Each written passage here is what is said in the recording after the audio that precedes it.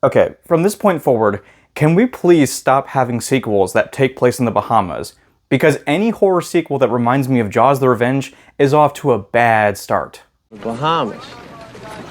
Really? What is going on, everyone? I'm ThatGuyMatt, and welcome back to my I Know What You Did Last Summer review series. I've already reviewed the previous film, so if you're interested in my thoughts on that one, feel free to click off the video and go watch that first. But in the meantime, we're going to go ahead and review the sequel, I Still Know What You Did Last Summer, which was released in 1998. The film was directed by Danny Cannon, and it takes place 1 year after the first film. And we follow Julie along with her friends Will, Carla, and Tyrell as they take a trip to the Bahamas to spend the week at a resort. Oh man, the Bahamas again? God damn it.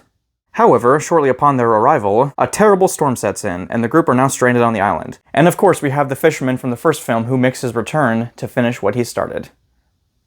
That's really it. Wouldn't it be a lot easier for him to kill them at the college dorm? Because, I don't know. I don't know. This film makes no sense whatsoever. The plot is just illogical and just frankly stupid, and it's just really an elaborate scheme to have the characters go to this different location, which admittedly makes for a interesting change of location, sure, and I do think that the actual resort could be a good idea for a film, and I do like the isolation factor that comes with it, being that they're on their own for the most part, and the staff are being picked off slowly but surely. Of course, you have Julie, who's still played by Jennifer Love Hewitt, who I think still does a pretty good job as the character. You have Freddie Prinze Jr., who obviously returns as Ray. You have Julie's friend named Carla, who's played by Brandy Norwood. You have her boyfriend Tyrell, played by Mekhi Phifer, who I always like as an actor. And you also have the oddball friend Will, played by Matthew Settle. These characters are fine. I mean, they're nothing really extraordinary. They don't really stand out for any great reason. And of course, you have the stoner character, Titus, I think played by Jack Black, which is just a weird cameo of all things considered. I would have not expected to see Jack Black in a slasher film from this. In fact, I remember when I first saw this movie, I'm thinking like, what the fuck? It's so random. There's a kick-ass party on the mainland. I'm saying we take the boat and get jiggy with it. The dialogue, of course, as before, is still pretty bad at times. In fact, some of the dialogue and line delivery from certain characters is pretty damn terrible. Come on, Julie, what's your favorite radio station? It's time for you to contemplate the ultimate quickie getaway. Will Benson? Ben's son! Ben's son. What the fuck? Of course, there's also just a lot of illogical moments in this movie. Of course, the biggest one that comes to mind is when Freddie Prinze Jr.'s character, Ray, he's assaulted by the fisherman, has his coworker killed, his truck stolen. You know, of course, Ray reports it to the police, and the police, for some fucking reason, don't actually believe that the truck has been stolen, nor do they believe that the fisherman is still alive. There's no body. There's no other vehicle involved. He fell asleep at the wheel.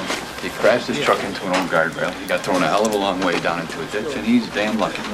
The first movie ended with the fisherman, his hand being chopped off on his own boat, and his severed hand was attached to the hook on the fishing net in that fucking movie. The sheriff and the police and everyone was on that boat, and they clearly saw that. What do you mean that they don't believe that he's alive? It's just so fucking stupid. The kills, of course, are still nothing exceptional. In fact, they're probably even worse than the first film, which is really saying something. A big point of contention that I made in the first movie was that even though it didn't have good kills, I at least said that there were good chase sequences that were intense and fun to watch. They don't even really exist in this movie, which is kind of a damn shame. Despite how negative I've been throughout this review and how illogical it is, I did actually have a good time revisiting it. I have some nostalgia for this movie, even though I said I didn't really care for it. It was more fun upon rewatch, especially because I did get to watch it with my buddy Chris Brock. You know, Chris, if you're watching this, man, I really appreciate you watching that with me. Thank you. But guys, be sure to check out his channel down below in the description. Super cool guy. But overall, this movie is still just mediocre at best. I still enjoy it more than like some other movies in this franchise, which I will get to later on. But even then, this is somehow even more lowbrow and even more disappointing than the first movie.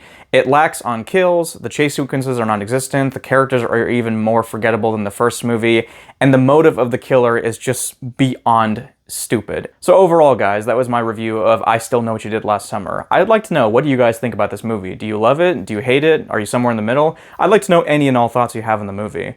But until next time, guys, I will see you guys in my next review, which will be I Will Always Know What You Did Last Summer. But until that time, I hope you all take care. Man, this movie just makes me want to go to sleep.